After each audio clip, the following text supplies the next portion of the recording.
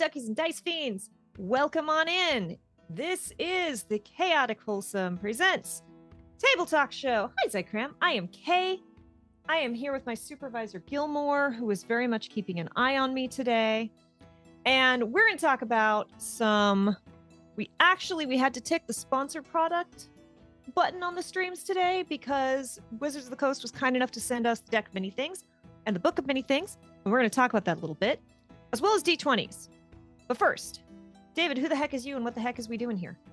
Hi, I am David, and welcome to the Pajama Party.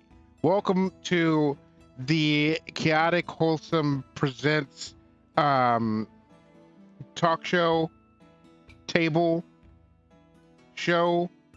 Welcome to the Chaotic Wholesome Presents Table Talk Show, currently the Tuesday Table Talk Show, because this is when we do it, where every week we talk about TTRPG stuff, how to be a better person, how to be a better player, how to be a better GM, all with a focus on intersectionality and inclusivity so that everybody can have a good time. So, as I said before, we're going to go over the Book of Many Things today. I tried to look at my calendar, which is no longer here, because I actually decorated this wall instead of having a makeshift calendar. So now I am forever confused. However, I will be playing on the circus game tomorrow over at Goblin Cave TV, where you can find me playing the Pathfinder 2e adventure. Circus of the Broken Chain, I forget. Extinction Curse is the name of the Pathfinder adventure. Thursday, Friday, David and I plan to be back playing more Baldur's Gate unless something absolutely bananas happens. We have some cool things spinning up soon. We just got to announce starting on February 10th, part of Black History Month. Come on by every Saturday at noon for Body and Soul, which is, I mean, David knows more about it than I do because he's running production. But an incredible story about the gods of the Motherlands and their experiences journeying through America. So, sounds to me, correct me if I'm wrong, David, very Neil Gaiman's book that was a TV show that had American one good season. Gods. Thank you. Very American Gods. It's sounding like. Yes, it's like 30% American Gods, but it is following gods through eras in the United States. And I don't want to give too much away, so that's all I'm going to say about it for now. But I expect all of you to be asses in seats when we run this game. I am super excited, and I get to be just another butt in a seat because I'm not part of the cast or crew, obviously. And as you might have seen in our preview, our pre-roll ads, Emergency Power Podcast is back.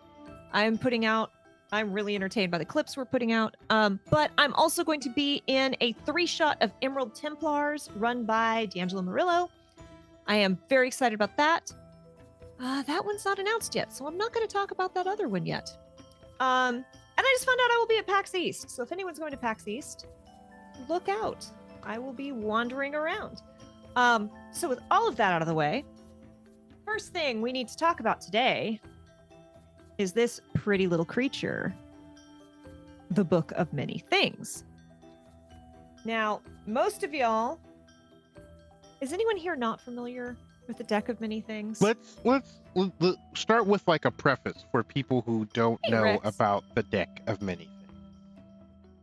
So, part of what's interesting about the Book of Many Things is that the entire first bit of it actually catalogs the history of the Deck of Many Things from the Dungeons and from the 1979 first appearance through Dungeons and Dragons magazine, through 3rd edition, through 4th edition, all the way to where we are now. Oh, David, your closed captions are not working.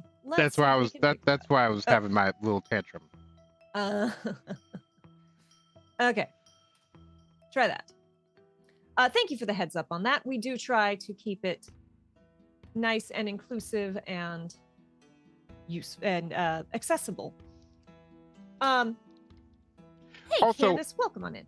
one thing that I don't feel people like recognize enough is how much people who don't necessarily need the accessibility tools use accessibility tools.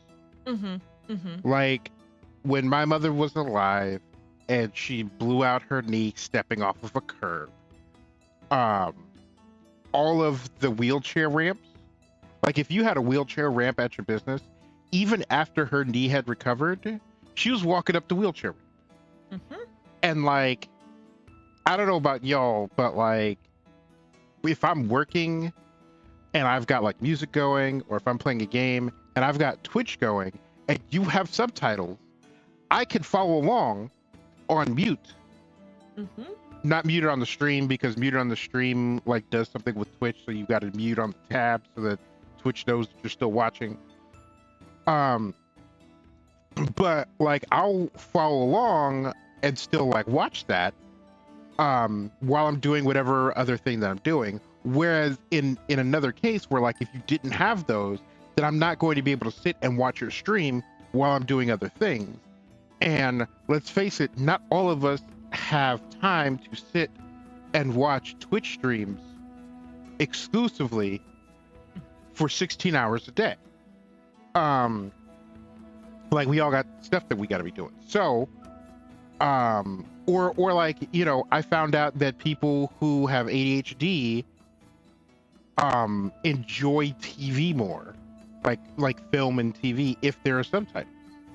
Like they have an easier time keeping track, or I forget what the exact thing is. But JD just said, when my ADD kicks in, I realize I dissociated for a minute, I can catch back up with subtitles. Right.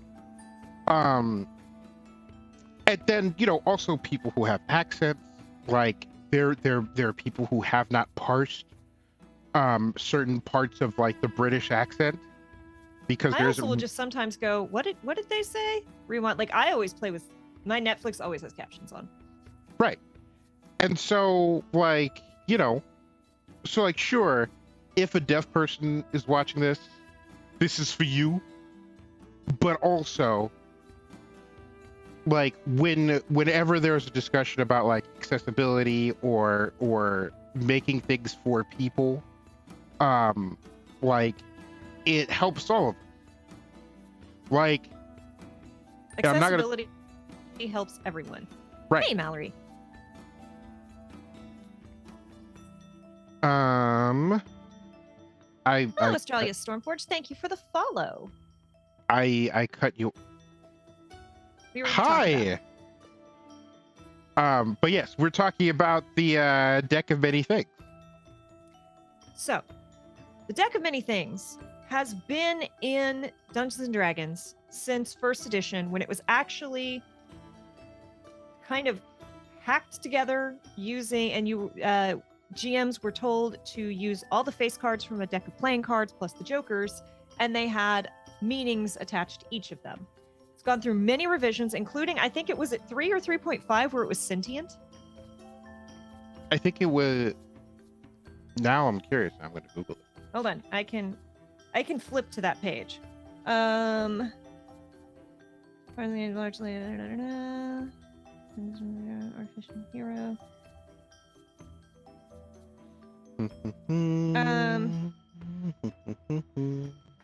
Does anyone know off the top of their head? Meanwhile, my sister's ADD and hates subtitles because they distract her. The only time subtitles really bother me are if I'm watching something and the subtitles come up before the person says a thing and it spoils where it the timing is bad. Yes, you gotta be good about that. I noticed that the most in anime, because with the way that Japanese language is set up, a lot of times like the proper nouns are at the end of the sentence. Yeah. Whereas in English, it got to be at the front, and so they'll write it so that it spoils the end of the. Anyway. Yeah.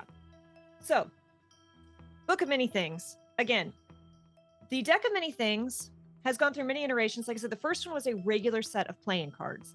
And then by the time third edition came around, people were more familiar with and had an easier time getting their hands on tarot cards. And so a lot of them moved into tarot cards, which is why you will actually see the first card in the deck of many things is the Fool, which is also the first card in the tarot deck. As continues, it's not one for one, but there are certainly a number of similar cards. And again, that was done on purpose. We use the deck of many things in charity games.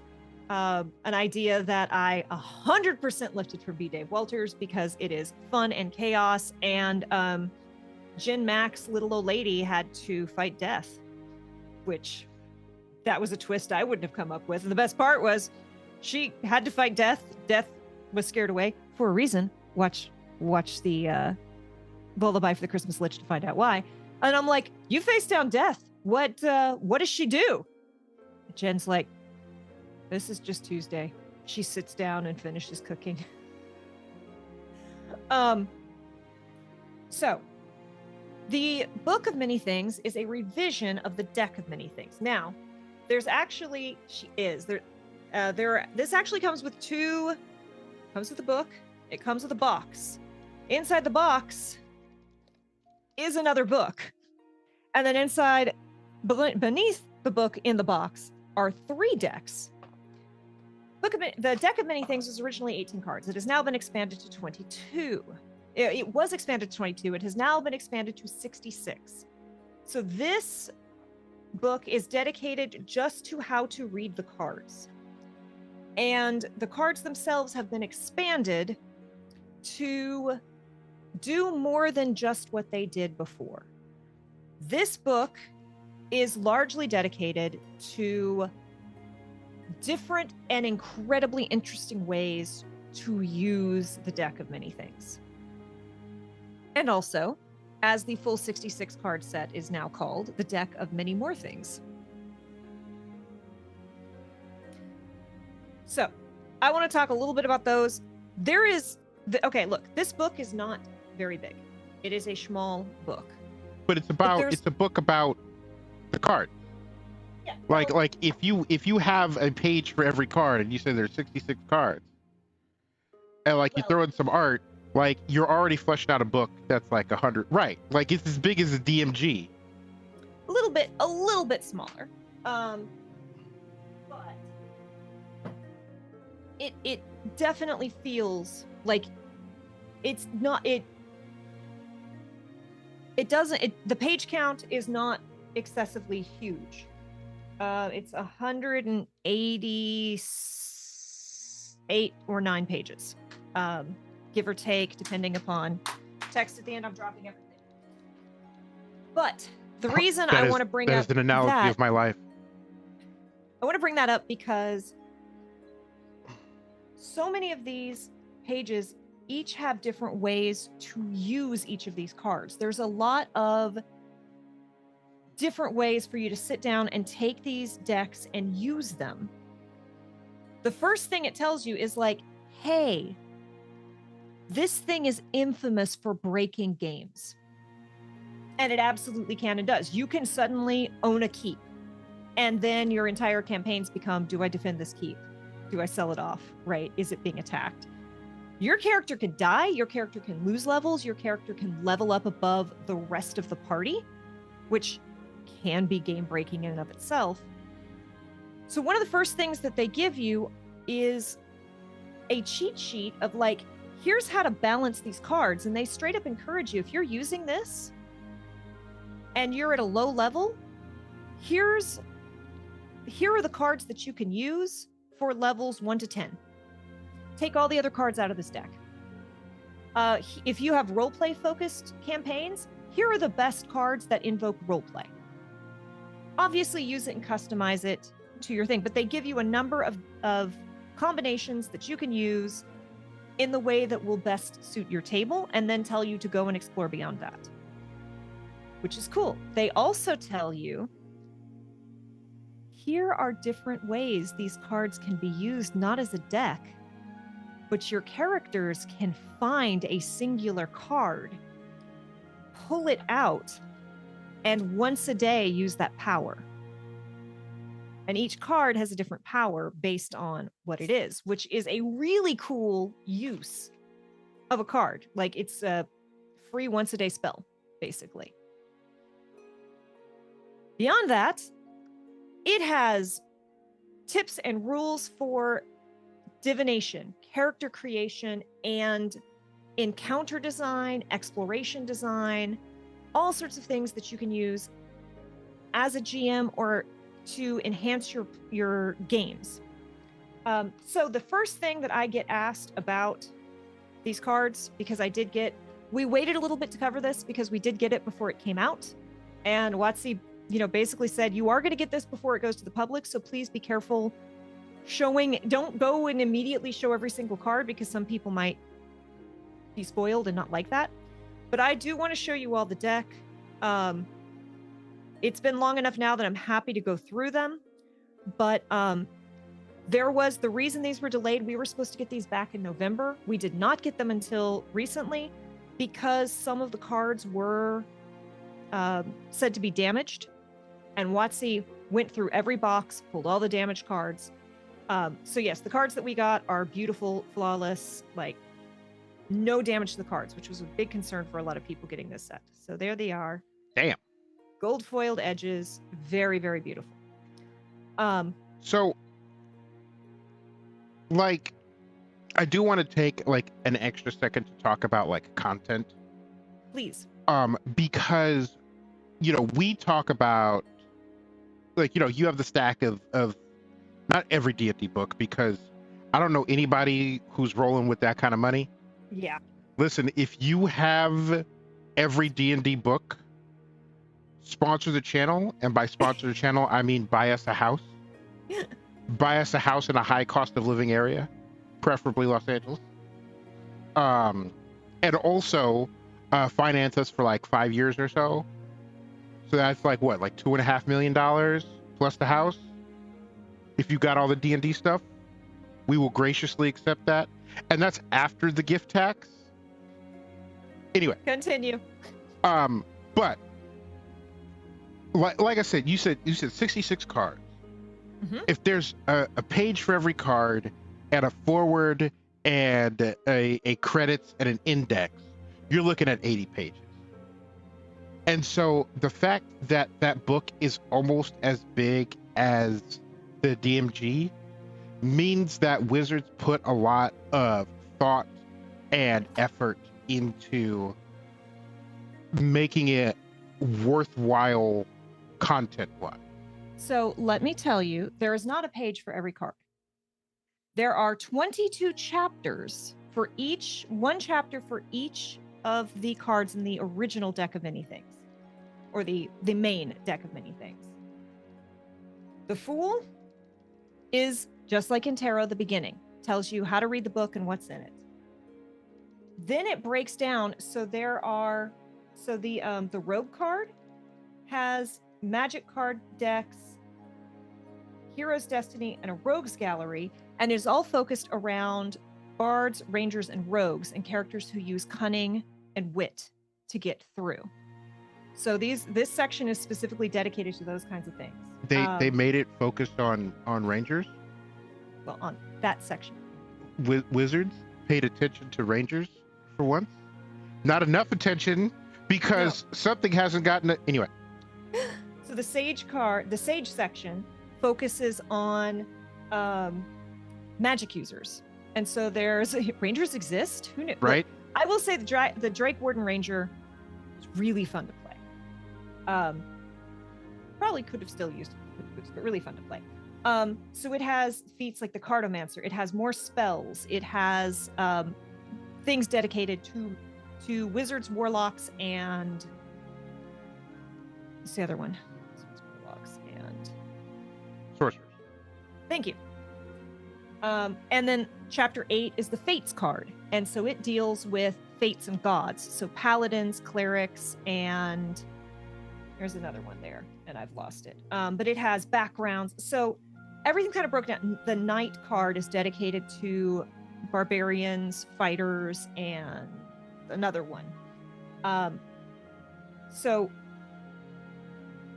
then it breaks it down further. So there is chapter 10 is the sun card, and it's a full location that you can get to using the deck of many things called the Solar Bastion. So it's a location with maps and plot points that you can play through and add into your campaign. The moon is the Moonstalkers, this group, this thieves guild, this rogues guild that have a dark secret, and you can add into your game. So it's got Jester is the Sealy Market, which is this huge exotic marketplace that is carried through the sky by a giant fairy dragon. Whereas Ruin is the history of the Grandmore Abbey. There is an abandoned ruin that you can go and explore, and it's a full dungeon built into it.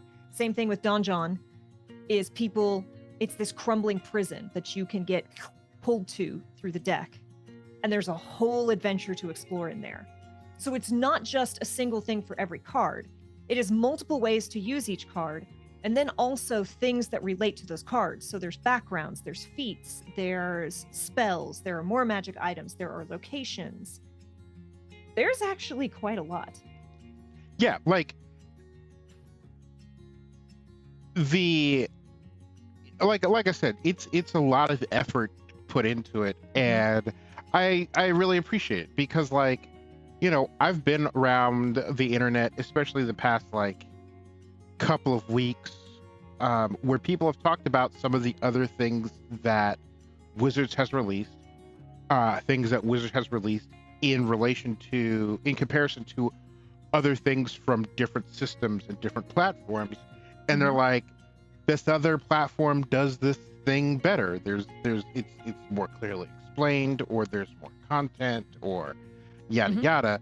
And I am, and for one, I'm happy that Wizards was like, no, this we're gonna nail. Like, this is important. We're gonna get this right, and it's gonna be good. And even going back and, like, you know, hearing that they're damaged cards and be like, well, we're gonna delay release. Yeah. Because I forget what game designer said it, but like they said you can only release a game for the first time once. Yeah.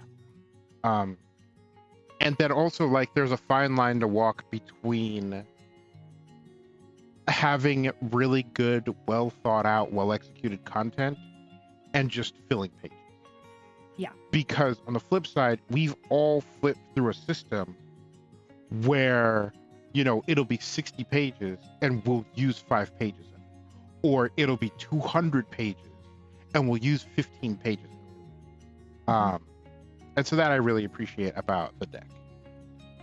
So again, a lot of this, and I know I keep coming back to this, but they put forth a lot of interesting ways to use the deck. For example, this is their recommendation for challenge things. So if you're doing some sort of exploration, or they're putting this forward a lot of times as a way to use RNG without using dice. And they're encouraging you to lean into the symbolisms and what things can mean. So with this one, this is a 3-day thing that's going to happen. This is a 3-day event that your players know they're going to be exploring a cave or have 3 challenges from a god or something like that. And so you put down 2 cards, one on top of the other. And hey, welcome, Judy. And you have your players flip the cards, right? Because they really encourage this to be very physical. We generally play online, so we have to like do it this way. But they encourage you to flip a card. So for the first one, it's Sage in this example. So they get Sage upright. The Sage card suggests an opportunity to gain insight or advice. Perhaps the characters come to a primordial that allows them to see the surrounding terrain for many miles. Ask the character who flipped the card to make a DC, Wisdom, Perception, or Survival check to choose the best path. Once they get through the end of that challenge, whatever it is, they can then flip a reward or ruin card. And so whatever card flips, that's what's going to happen. And if it's a good card, they get a good thing. If it's a bad card, they get a bad thing. In this particular instance, they got the comet. Comets are harbingers of doom. If the character succeeds on a wisdom check and chooses the better path, the character's travel time decreases by a day, but their path is lined with omens that foretell terrible evil events when they will reach their destination. If the character fails the wisdom check and picks the worst path, the characters are troubled by nightmares that portend disastrous future, preventing them from finishing a long rest that night. Yikes. So it kind of, and again, as a GM, it gives you a little bit of freedom to be like, okay, comet portends a bad thing. That could mean no one gets a long rest. It could also mean, hey, this one particular character who's going through it, you don't get the long rest, right? You can adjust it to your party and to the story you're trying to tell. And so again, I mentioned like the donjon. This is this is an entire setting with a mini campaign in it that you just take and you drop into your session. Yeah, it really is. And again, a lot of what they're talking about is it definitely can be challenging, especially with dice. With these cards, you know, you kind of have visuals that you can lean into. And one thing that's really fun with tarot, and I've done this to a couple of people, especially with cards that have changed some meanings over the time, or cards that are a little bit open to interpretation, like I think it's the Seven of Swords. I'm going to be really embarrassed if it's not the Seven of Swords, but I believe it is the Seven of Swords, where it was originally intended to be someone gathering a bunch of swords and running away from a tent. But to some people, it looked more like he was gathering all these swords, trying to prepare to defend, and couldn't juggle them all. So it can have a very sinister or a very like trying your best but being overwhelmed feeling, depending upon the viewer's interpretation of it.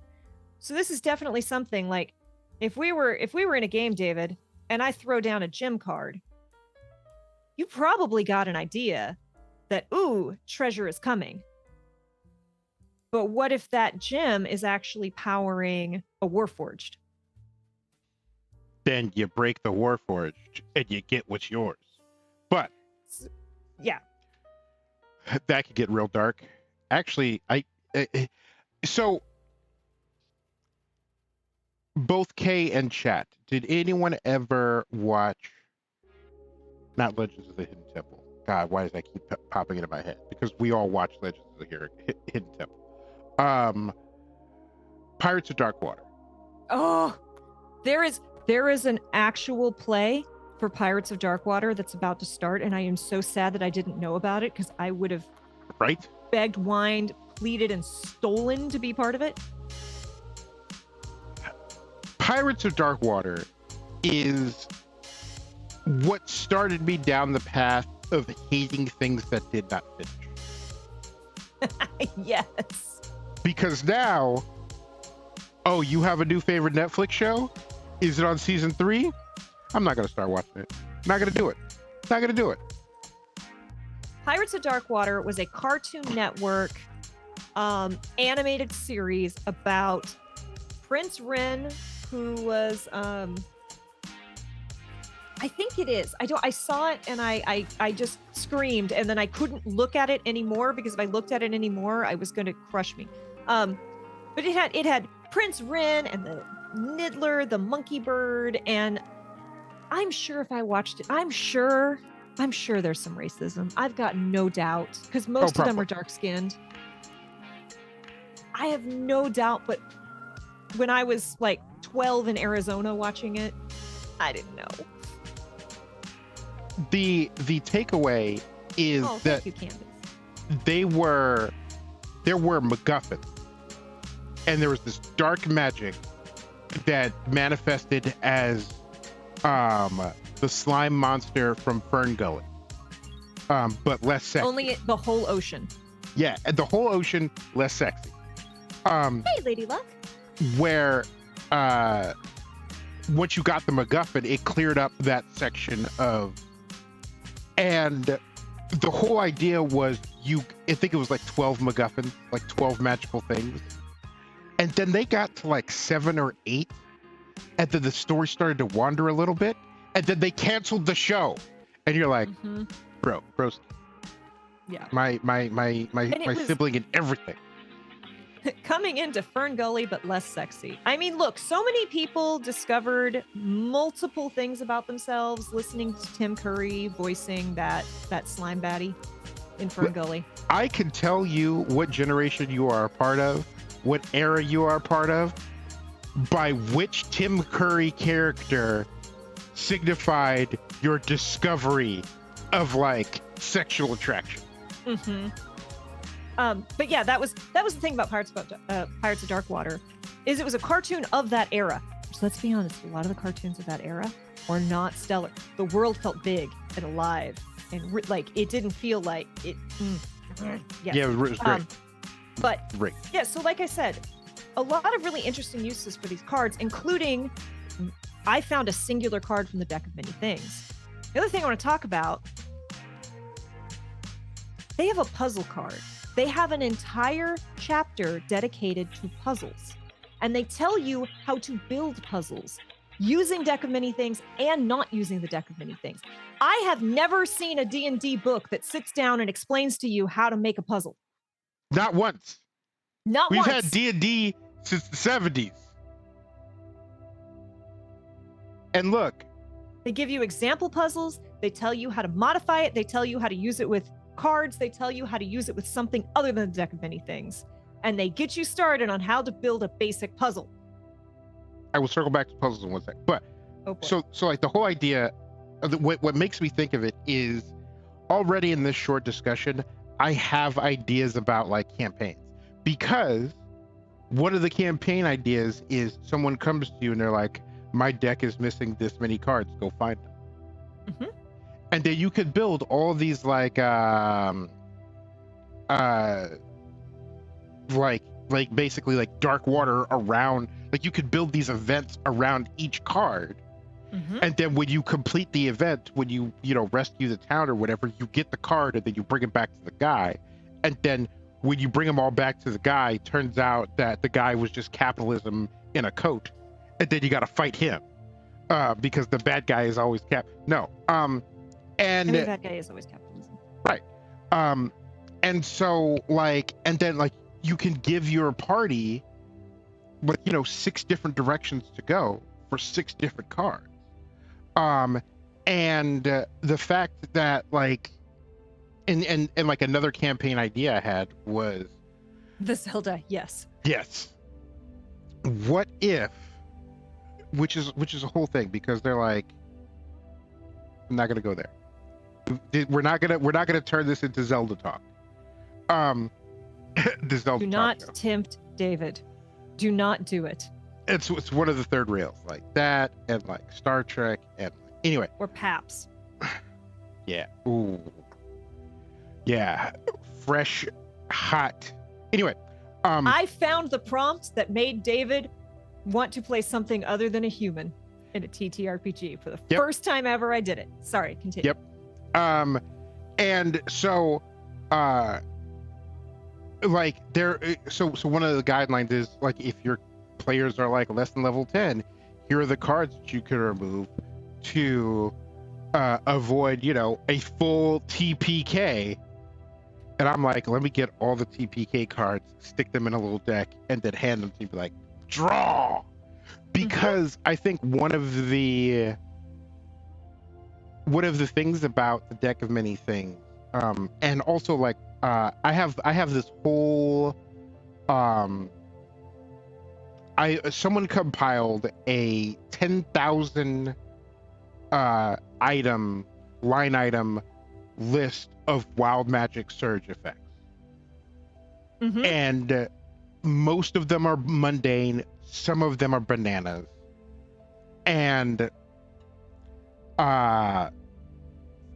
it's stuff like that where it's like this level of chaos that can either redirect an entire campaign or completely destroy an entire campaign in one moment, I find really compelling. And it's weird for me to say that as someone who puts all the time and effort into like carefully crafting every encounter that you might have. Like that orphan that walked by has a whole backstory. You just got to go over there and ask her. Mm-hmm. But I would love to like run a campaign where it's just like you're sitting at a tavern, person sits down at a table and then like shuffles a deck of cards and then puts them in front of you and says draw. And then just a hand up ass, pull out whatever you can. Here we go. Yeah. And like such a fun, chaotic dungeon, like not even dungeon crawl, just like plane crawl, right. world crawl. And what they did was they gave, like Wizards gave us a deck of many MacGuffins. Mm-hmm. And I think that is absolutely fucking delightful. And I just also want to talk about, so again, the cards are beautiful, and this isn't showing up great, but the fronts also have some minor foiling, so you can see the stars. Yeah. But here's what I need you to understand. This is all from the same deck, right? So then on the map, X marks the spot, and it's a red. So some of the cards are foiled in silver. Some of them are foiled in red. The fletching on these arrows. I wish this was showing up better on camera. But look at how gorgeous these are. They went all out. Like, this is not going to show up well at all, but the sparks coming off the campfire are gold foiling. They are hecking beautiful. The other thing, and I talked about this a little bit in another thing, and I'm going to see. So again, there's the main book with all the stuff. This is a really handy, smaller, it's very small, book on just how to read the cards. So this is really handy to have at the table, so you're not having to flip through a whole Dungeons Master Guide sized thing. So again, it has divination rules, so you can use this to do 3 and 5 card spreads, to divine the future, to help develop a character, and it gives you readings for each of them. But this is what really has me excited. And for those of you who've been hanging out in our Discord, you know we're focusing a lot on exploration mechanics. Why? But exploration mechanics, it has a thing of, here's things that can happen while you explore. Then they have instructions on how to build a dungeon on the fly, randomly, using these cards. And again, part of the reason I love this little book is it's got each card detailed. So the comet, again, we talked about this one earlier. The comet means Sephiroth 1. Exactly. So for each, it's got a breakdown for each card. Comet has a person, creature, or trap, place, treasure, or situation reading. So person, a serious person with a gloomy outlook, perhaps carrying bad news. Creature or trap, a creature regarded as an ill omen or signs that dire creature approaches. Alternatively, a trap marked by clear signs, perhaps surrounded by the corpses of its victim. Place, a place with a connection to the astronomical, like the. Yeah, I am dyslexic, and reading out loud used to be the terror of my life. So be very impressed that I'm like holding it together right now. Astronomical events, perhaps an observatory or a meteorite's crater. Treasure, a treasure that carries a curse, or one whose purpose is destined to be used for destructive ends. Situation, a crisis about to spiral out of control. And that's just the upright meaning. It also comes with a reversed set of meanings. So they have this for each card. So if you are, your characters are like, oh, yeah, we found this. I rolled some dice, and oh no, there's it says there should be a dungeon. They want to go into the dungeon. What do? You throw down a bunch of cards. that becomes the map of your dungeon, and you know what those cards are, so you know what can be in each room. And they even have advice for you can lay down 2 cards, so there can be multiple things per room. Like the big room can have multiple things. And again, this doesn't just go through the original 22. This has it for all of the new ones. So yeah, I'm gonna be panic building some dungeons. Also, look at the warrior. Look at how heckin' cute she is. Wow. I will say I do think this tool is expressly useful for those who are improving types. A lot of GM's players are not able to expand on ideas spontaneously. You are not wrong. I do agree. However, again, this does make it a lot easier. Yes, it does require some improv of like, oh, the well. This is what's really funny to me about the well being the final card in this deck is that I have a tarot deck that actually has 2 additional cards, the artist and the well, that are like the artist went, I feel like there needs to be 2 more cards in this deck. I feel like these are 2 things. And the final card in that expansion deck is the well. So yes, for the well, if it's a familiar person who's a reliable source of information and aid, yes, you do have to like either panic build that person or you can pull from a character or an NPC from before. This book also has tips on how to quickly generate NPCs. Someone has a panic, you throw down 2 cards, and those are kind of the 2 guiding lights of this character. So yes, it is good for improv.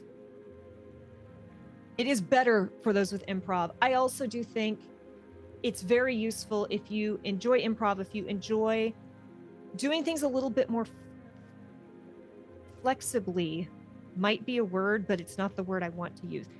If you are a little more interested in being flexible, incorporating your characters' ideas, backstories, or letting them have a little bit more control. Specifically inserting these random notes into your bespoke table experience. Absolutely. Like, there are some people who just want to follow a campaign adventure, a guide. I personally, especially for something is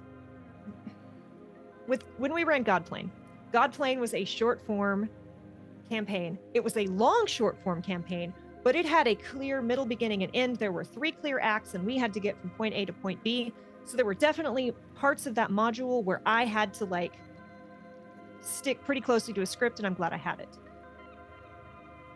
But sometimes, and actually I would rather improv a campaign, have a rough idea of an outline and improv most of a session than try and stick to a campaign guide, a campaign module word for word. I don't find that as much fun, especially if I've got really creative performers who are gonna come up with cooler ideas. Then I don't care. It could be the coolest writer. It could be freaking Gabe Hicks text. My players are gonna come up with something off the wall that's gonna be completely out there, and I want to roll with that. Same for me. I want to improv everything. I find myself being inconsistent or not giving my players enough structure. That is also a challenge with improv. And again, part of what's nice about some of this flexibility is, monster. And they even talk about this a little bit in the book. They're like, you can use this as a divination. So at the start of every session, you can have a character pull a card, or you can have them find a card somewhere, get their fortune told. And so you pull the deck of many things card, and it doesn't immediately suck you off to the dungeon, but a session or 2 later, everyone gets arrested. And they talk about how you shouldn't let it stretch on than 2 or 3 sessions because people start forgetting. But you kind of, a fun narrative tool that it can be is like leaving your players wondering and questioning, is the deck making this happen? Or like what is shaping it, right? Is this telling the future, or is this having happened? So I've talked a lot, David, and I know you have thoughts, but I think I just caught you right as you were typing. Yes. Yeah, I'm gonna leave that alone. But look, you said that suck you off, and that completely shattered anything that I was thinking about. I didn't even realize I was trying to chase down a thought, and I was sorry. And also, like, I'm busy daydreaming about the game that I want to run. I think your captions have died again. God damn it. Yep, they're dead again. There you go. Boo. Very boo.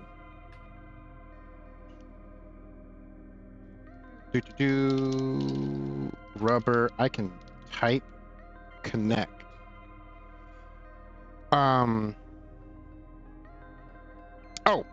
I remember. Okay, so it is important to like this is also like a teachable moment because Kay So and I don't think your captions are connecting at all. I don't even see you in Pixel Chat.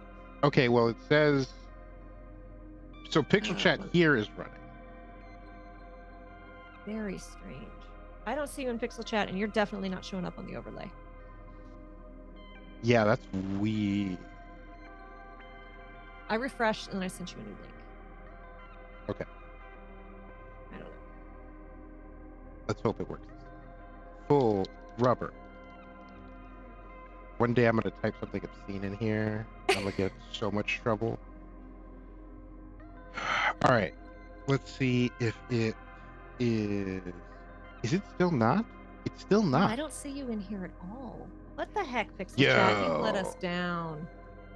You've been so After good we did for a so whole long. rant about accessibility and Right? Hey, Ribbonanza. Welcome. Okay, I'm gonna stop. I'm gonna refresh. Invite user. Twitch just isn't sending you notification. You know, sometimes. Clicku. Sorry, we are fighting with captions. They do not want to work today. Okay, now you're in. Now am I in? You're in. Yeah. Snowing will no because it said snowman and I was like, what? Anyway, so this is a teachable moment because Kay is really good at grabbing stuff off the wall. I have a lot of experience with my players absolutely ruining whatever I'm doing and having to build something brand new from scratch on the fly. And the deck of many things gives you a good framework. It goes, here's a thing, like a pre-designed thing that you can do. Here's how you can come up with something on the fly. But if you are running a game or thinking about running a game, or even as a player,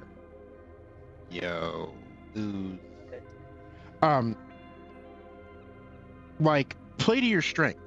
Like if you are the sort of GM where you're like coming up like pulling something out of thin air is not my thing, like we're running the module and then your players are like we're this is the road, we're going off-roading, we're going over here, we've made a hard left turn, it's okay to say to them, look, I don't have anything for this.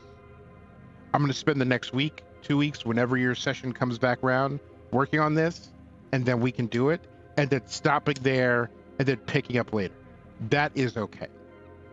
Yes. So play to your strengths. In addition to that, especially if you are thinking about doing it professionally, doing it for strangers in public, doing it on stream, also work on your weaknesses.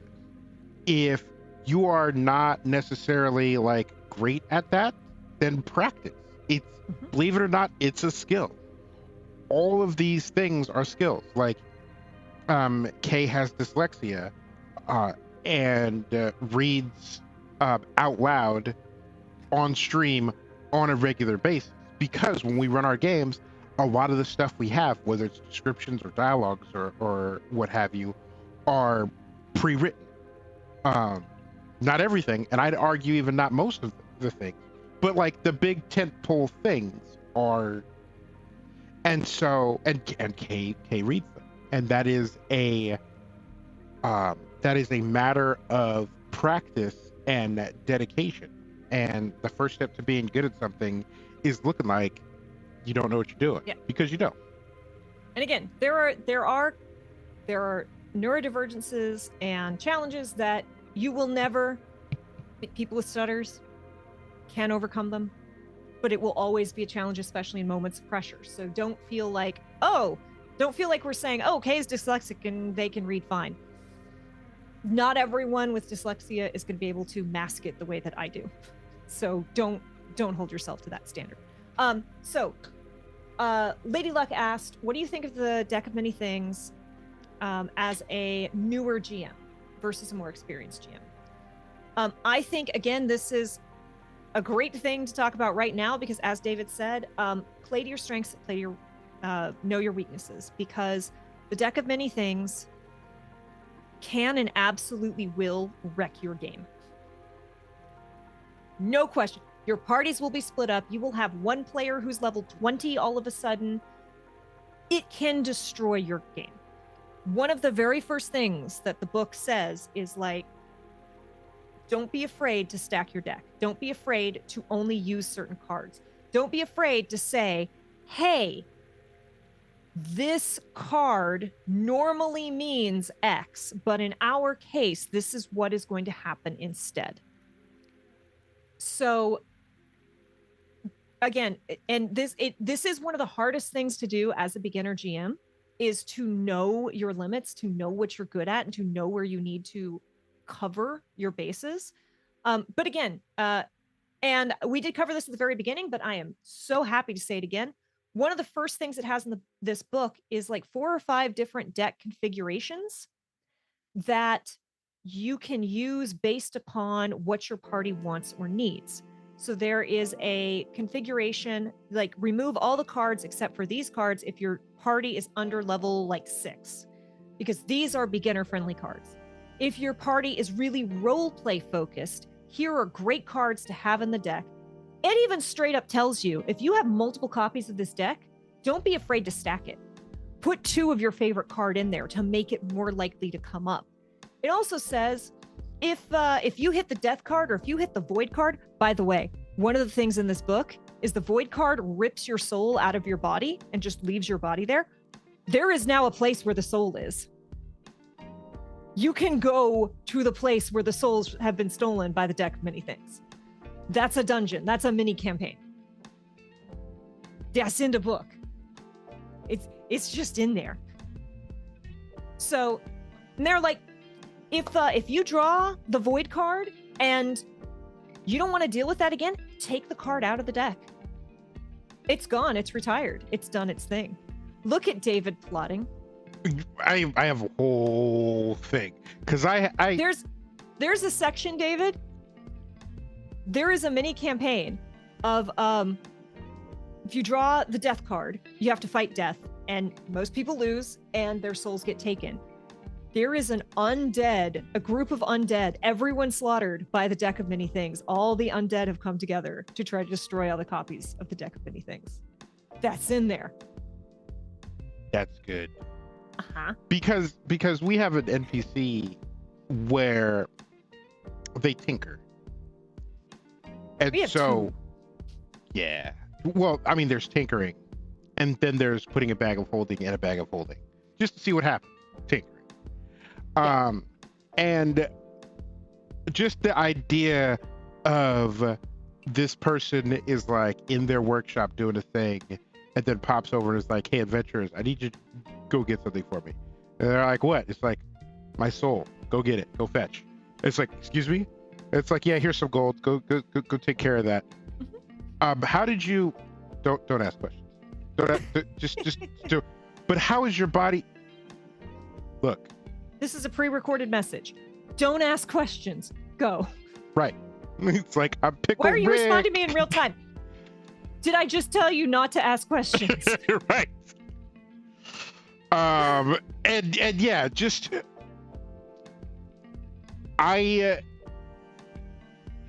there are many there are many books, there are Ezekiel? many systems where it's like, this is how you run a game.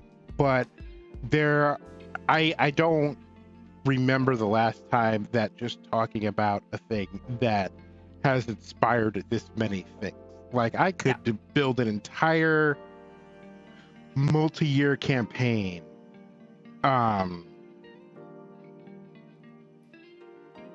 I hired 2 people. One of them is an 11-year-old veteran DM. So I have to ask, are they an 11-year-old DM or have they been DMing Right. for 11 years? Because Right. both of those seem equally likely somehow.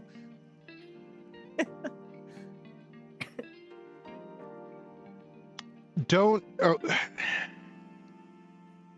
Okay. Whew. Oh, I'm afraid of GMing, but if I ever did, I'd want this deck. Yeah. I say don't be. Well, I can't say to someone, don't feel your feelings. That's not fair. But I encourage you to overcome any feelings of fear that you might have regarding that, just because it's very rewarding. There are far fewer DMs than there are players. And if you have the right table, and just like any director will say, 90% of the film is casting. Like 90% of how good of a time you'll have is putting together your table. And I've been extremely fortunate because Kay goes, hey, look at these great people. Let's go play with them. And then I don't have to worry about nothing. I don't got to worry about shouting nobody down, kicking nobody off my table. It just all of Kay's awesome people come and play. But get a table of people that you like and people that are going to be great.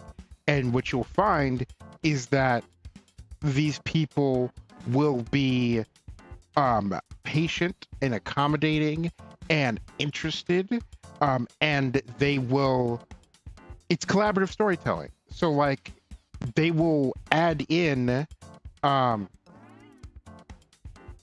please just don't get so high you fall asleep on the board.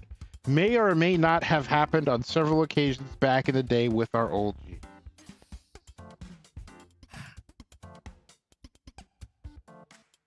Incredible. I do want to do a drunk table at some point. That would where like the cost to entry is 3 shots before we even get started. I feel like everyone needs to have like a drink before you start, and then every like crit, good or bad, is a shot. Like, oh, we shouldn't encourage this, but also that would be really, really fun. Lady Luck, I will tell you a little story. I wanted to GM, but was afraid to. Mostly because I knew if I was GMing, it would probably be online, probably be on stream, because that's where most of the people I play with are. And I was very new to D&D and didn't know all of the deep lore of the Forgotten Realms, and I knew that if I got something wrong, the internet was going to read me the frickin' riot act, and my players would think I didn't know what I was doing, and what if I had to look up a rule? I actually was less worried about looking up the rules because I had watched enough Critical Role and seen how many times Matt Mercer paused to flip through a book and look up a thing, and I knew I could find it faster with the Googles. But I knew I wanted to run a one-shot, and I knew I wanted to run a one-shot that I had really enjoyed. I had watched a while ago, and I had kind of, when we reached the end, I kind of just turned it off because it was late. You know how long one-shots can run. And so when I decided I'm going to write a one-shot very heavily inspired by this campaign, and I'm going to make my own take on it. Very little alterations, but just make it a little bit more mine so that I know it well, and then I can watch how other players reacted to stuff on the one-shot, and I feel like I've covered my bases. And I did that. And I went back and I rewatched the one-shot that I wanted to do, and it was the job that I ran for Jet Set and David here. And when I got to the end and I listened, this was one of the first Critical Role one-shots where Matt Mercer was not GMing. Liam O'Brien GM'd it. And he got to the end of the one shot and said, I wanted to run an evil campaign. I wanted to run a game where the players were the villains, and I couldn't find it, so I had to write it and run it myself. And I'm like, that is exactly why I am GMing, because the stuff I want to play isn't always out there. So I guess I'm going to write my own thing, and I don't want to. I'd rather be a player. But I will say, there is nothing more rewarding than people coming to you after and saying, I had so much fun. That campaign, people whom I respect so incredibly much still randomly talk to me about the characters they played in Godplane. Someone's talking about getting a tattoo from Godplane. A person who has worked for many, many years building TTRPG systems was like, this campaign is grabbing me in a way I didn't expect. I need to go back and watch the other season, the other campaign of Godplane, because I can't stop thinking about this. And while I love being a performer and I love showing up and playing games, ooh, does that feel good? Ooh, does that hit in a way that makes your toes curl?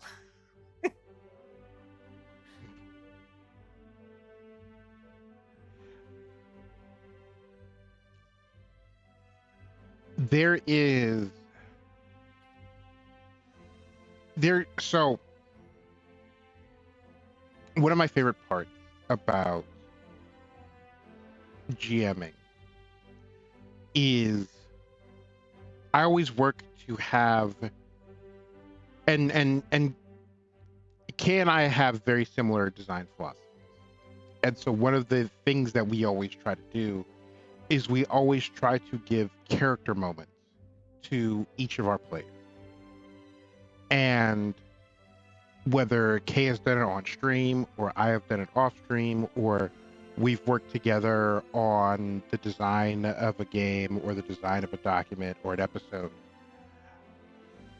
building those character moments that are intimate and important and meaningful for players and their characters is some of the best stuff on Earth. I will say that stresses me out. Look, David and I have run some really intense and intricate combats. The Tazik fight in Godplane is so complex. I swear I have some gray hairs from it, right? Like, it is. I lose more sleep over, did I make this scene? Was this character trial, was this sweet moment for this character good enough, relatable enough, intense enough, what the player is hoping for? That is more stressful to me, because combat drags in combat, especially in 5e, combat sucks until it's really fun. So I know people are going to walk away from a combat so long as they win and generally have a good time. It's the Barnum effect in combat. They're not really going to remember how many times they rolled. They might remember if they miss a ton of times, right, and laugh about it. They know what to expect. But that is what stresses me out. And when I was running a big bad plus 4 individual characters, each with their own set of moves, plus layer actions, plus at one point an NPC. Yep. And still, what concerned me more were the trials. Stressing about. Yeah, I feel you. I feel you, Judy. At this point, I've designed dozens of combat encounters, probably more, and that is still the most complex. Including out of all the big bads we've run, mm-hmm. It is still the most complicated combat encounter we've ever designed. And it circles back to everyone who writes, and I can't speak to other artists, whether visual arts or music or whatever, but everyone who writes has a moment where they go, why am I doing this? And my number one reason for writing, and I've written all sorts of stuff, books, short stories, essays, rants, blog posts, etc., etc. The first is if I can't not do it. Like on day 3 of not having water, I need to go get water. After a certain time, I have to write something, or I'm not going to continue. But the other reason is we all have a moment when we are reading something where we're like, ooh, this has formed a core memory. This is something like these couple of paragraphs I will take with me forever. This has become my favorite thing. I want to give that to other people. And it took until like this year really for me to realize that not only are there different ways of doing that, but that really the best way to go about doing it is in a collaborative process. Because I was lucky enough to see the last of the Lord of the Ring trilogy at the Directors Guild 2 weeks before it came out with a bunch of like hardened industry veterans. And everyone goes, ah, man, that movie ended like 6 times. The reason that movie ended, like, well, for one, the book, it ends like 27 times, but there was not a dry eye in the house. And yes, these are people who love movies, but these are people who have seen all of the movies, who have done all of the things, and who are frankly like a little burnt out and a little like, what's the, not mercurial, there's a word, but like they're just not moved by, and they were all crying. And everybody who jaded, yes, jaded. JD knows jaded. Yeah, JD knows jaded. And everybody has a memory of Lord of the Rings. Everybody has a memory of a movie or a TV show where there's like the one, like their favorite thing has the one moment in it. And that is the work of so many people working together.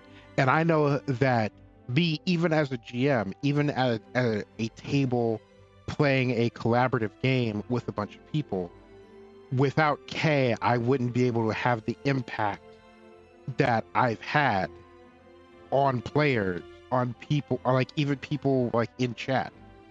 Without Kay, without other people who've given us ideas, and without other people at the table helping to make that. And even something as simple as like the overlays or like the music or like the tech all play an important role in that. And again, when we did Christmas Cookie Caper at December last year, we threw out this one character who looked like he ate mayonnaise with a spoon. And an hour after that combat had ended, chat was still throwing shade at that NPC.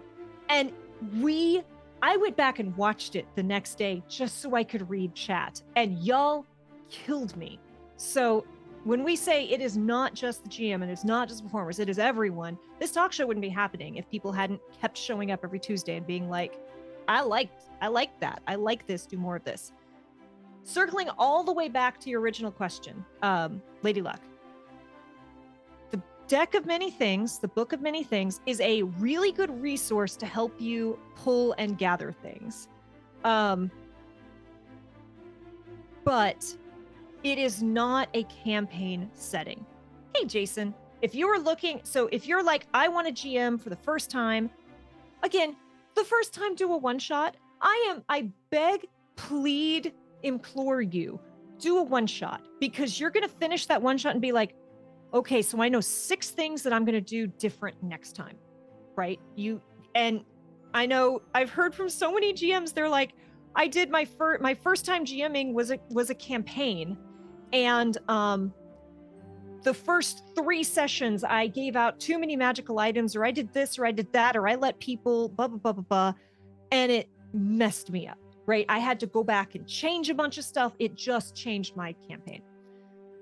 do a one-shot first. And even if you tell players, I want to run this as a one-shot, and if we're all super into it, we can try to make it a campaign, but make sure that you communicate first. This is planned to be a one-shot because I'm new and I might want to revise things. That is my best advice, is just make sure you give to you and to them the space to be like, might have to revise some things. If you want to follow a campaign, so David and I multiple times have run Skyhold Tower, which is an adventure that you can find on the DM's Guild. It is very inexpensive. It's between $4 and $6. It's pretty great. There are some issues I have with it. If you are interested in running it, I have some really cool resources that I will gladly give you, and I will tell you how I altered the campaign a little bit. It is said it's a one-shot. It's a lie. It is not a it one-shot. is a falsehood. It is so far from a one-shot. We have run it as a one-shot by running only 3 or 4 of the floors of the entire tower. It can be a nice long-term campaign, and it can be an intro, a very good intro into a bigger campaign. Cannot recommend that enough. I would love to. Okay, look, most modules that say they're a one-shot or at least a two-shot. The one-shot in the back of the My Little Pony book, we did in 2 episodes, and we could have done it in 3. Like, we could have taken more time. We still had to rush through stuff. So just be aware, most one-shots are going to be 2 to 3 shots, especially if you don't have table control yet, because you're a new GM. That's not an insult to anyone. It's really hard to wrangle players. Yeah. I still sometimes just don't even bother to wrangle players. I'm like, especially if it's an edited thing, I'm like, cool, you all do that. I'll just edit this out later. If you are looking for something official, D&D, full package thing, I have 2 suggestions for you. For a newbie GM, Candlekeep Mysteries. It is not the most robust of things. There are definitely some parts where you as a GM will have to improv a little bit and make up some things, but this is a really solid little adventure path that will run you through. I think players start at, I'm trying to remember now. I have flipped through this, but I don't remember. But it's good for lower levels. I think I'm wanting to say you start between level 3 and 5, and you end somewhere between 6 and 8. But lots of really fun adventures. They have lots of different flavors to them, and it all, like, you go into a library and people get pulled into tomes. It's fun. It's simple. If you are okay, this is one of the best written books for a campaign I have ever read. However, hey Leslie, how are you doing? However, this requires, I would say this should not be your first time GMing unless you are very confident and very good at improv and character work. But Call of the Netherdeep, which is a Critical Role campaign, is one of the best adventures I have ever read. I flip through. I am not a person who can sit down and read a book from cover to cover for a TTRPG. I can't do it. I read this one cover to cover. I was fascinated. I was excited. However, there's the party that your players are playing, and there is an entire rival party. All of these characters are rival party members, NPCs that you will be playing in this. It tells you how to play them. It gives you tips on how to interact with people, how they will react to different reactions, but it is still on you as the GM to embody these characters. It's an incredible adventure path. I know they don't call them adventure paths. That's a Pathfinder term, but that's what my brain is at right now. So those are 2 I would recommend for various levels of experience GMing. I would love to run Call of the Netherdeep. I was looking at running it, and then another production started running it. I might, now that more time has passed, if I get the urge, like, oh gosh, I would love to run it, or I'd love to play in it. I guess I can't play in it because I've read it. But Book of Many Things is not just a straight campaign. This is going to be much more loosey-goosey. This is going to be, how can I thread these things into my existing campaign, or how can I take all these things and kind of string them together? I think David, kind of has the idea about someone shows up, says, pull a card, and then you go from there. But there is no straight go from point A to point B to point C. This NPC will say this, and then later they'll show up. That's not here in this book. That's not what this is.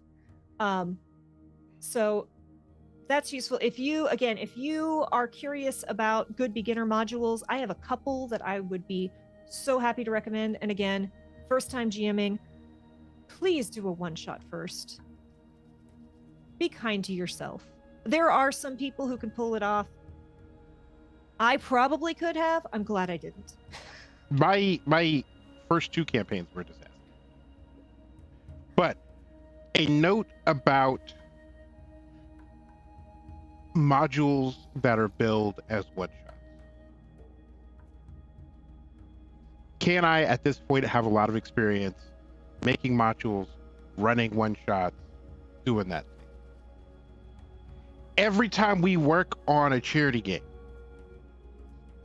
the question I ask first and most often to Kay is, do we have enough stuff? Do we have enough stuff? And then Kay goes, down. We have plenty. We have too much. And guess what? We always have too much. Every single, not just one shot, but every single game we have played has stuff on the cutting room floor. Entire sections where we've just gone, that's not happening. Mm-hmm.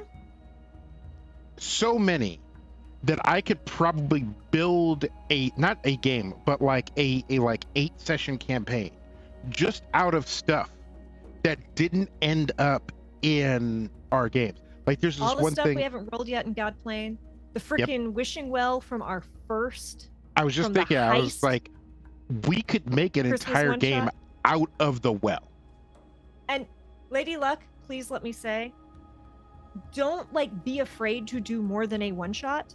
I really enjoy, now to be fair, I have never run a long-term campaign. I have always run, I think the longest I've run is 10 episodes, maybe 12, but we'll discuss that later. The longest I've run is a 10-episode campaign. But I'm not saying don't run anything longer than a one-shot because it will be bad. It's kind of like training wheels. You're going to hit wobbles and snags and weirdness that you did not expect. Once you've been in the seat once or twice, you're like, oh yeah, I know how to compensate for this now. But, get your sea legs. I would encourage you to get your sea legs before you dive in, or else, you're going to be doing some work to be like, oh, baby DM me didn't know how to deal with that yet. So we're just going to, that cool thing I gave you, we're going to turn the power down 3 degrees, and then your player's going to be sad and you're going to feel bad, but you'll be able to balance an encounter. So that's all I'm saying there. Also, it's a bit like, for those of us who've learned how to drive a car, when you get that license, you're not comfortable driving it. Mm-hmm. Like you're tended to, but then 6 weeks goes by and you're back and you're just like, and so getting even knowing what you're doing and having the driver's license doesn't mean that you're comfortable in the saddle yet. And so give yourself space to be ready for when you are comfortable in the saddle. Don't paint your it's avoiding painting yourself in a corner the first time you paint a floor. It's like you're planning for that ahead of time. And I still get nervous. Is this going to be good? Is this going to be fun? Every time. I don't necessarily get the butterfly performance anxiety, but I get the oh gods, what if they don't like it? Oh gods, what if they actually aren't having fun? Oh my gods, what if they hate me? What if they all just hate me? What if I'm not actually good and all these people are just humoring me and I'm just wasting everyone's time and no one actually, and that's normal too. Yep.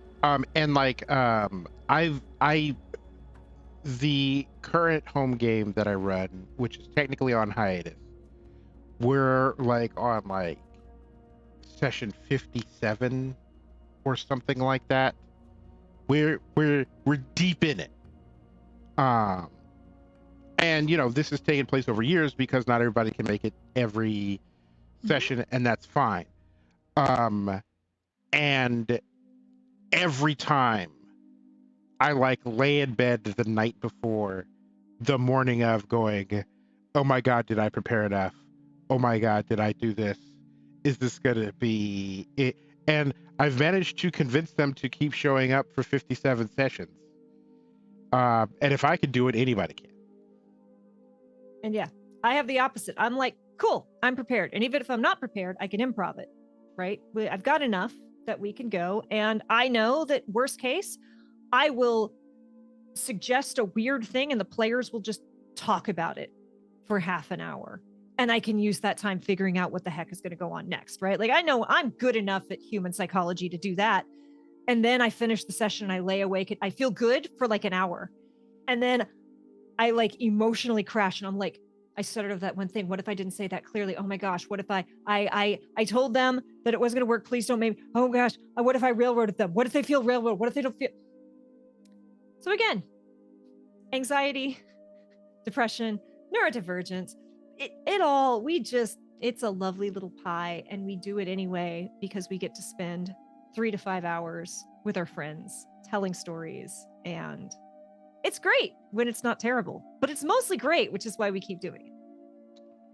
It's okay. What is your favorite Gengar. What is your favorite card out of the deck, just off the top of your head?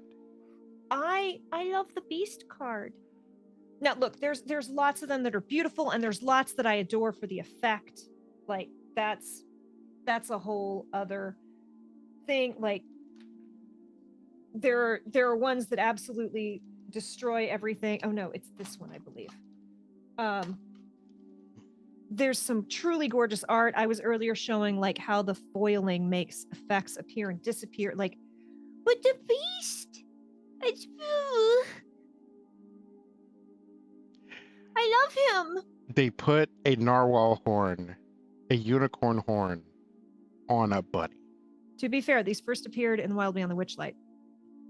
Kinley befriended one, but you weren't there. I'm so glad.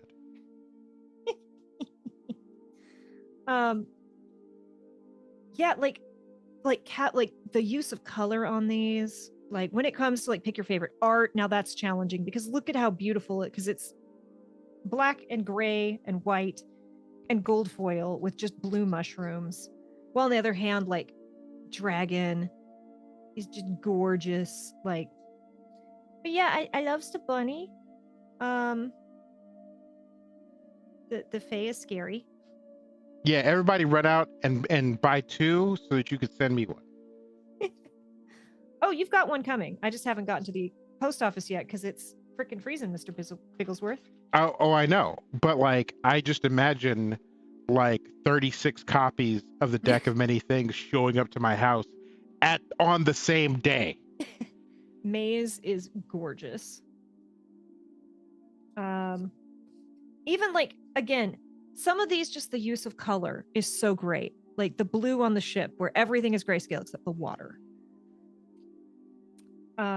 Yeah, look, I am very Southern, so jackalopes make me very happy.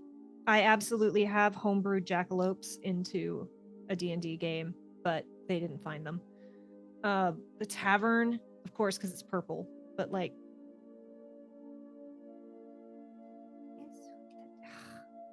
I have an entire art book of Amino's drawings of Vampire Hunter D, where it's most of Amino's work is black and white, and then someone took them and just filled sections of the drawing with neon pop colors, and it completely changed the feel of the art. And that's how I feel about like these cards, where it's all grayscale except for that one pop of color. The question is that a gazebo or an evil gazebo? Yes. You're gonna have to fight it alone. It's an owlbear. It's so cute. We absolutely murdered an entire... If y'all aren't joining us for our Baldur's Gate playthrough, we accidentally murdered an entire colony of more than just... Also, for anyone who... I think, David, you've heard of... When Will You Thin? my vegetation genasi. Yeah, someone Plant. freaking put them They saw you into coming. the deck of many things. Yeah, they knew. They absolutely knew. And then I showed this earlier, but the ooze, the gelatinous cube with the dead dude inside, just brings me joy. Like there's some very, very good ones. The Fates, which I'm not going to dig through the deck to find it, but the Fates card is absolutely gorgeous artwork. Yeah. I thought we weren't going to spend this long on it, but it is now 7:30, so it's time for us to start wrapping up. So we will have to discuss the swinginess of D20s On in another another day. session. But thank you all for joining us. I hope I answered some questions. And let's see. David, can you talk for just a moment, please? Yep. Thank Now that the stream is undefended and it is me alone, K can no longer prevent me from changing the category to bikini pools. Oh, hi, K.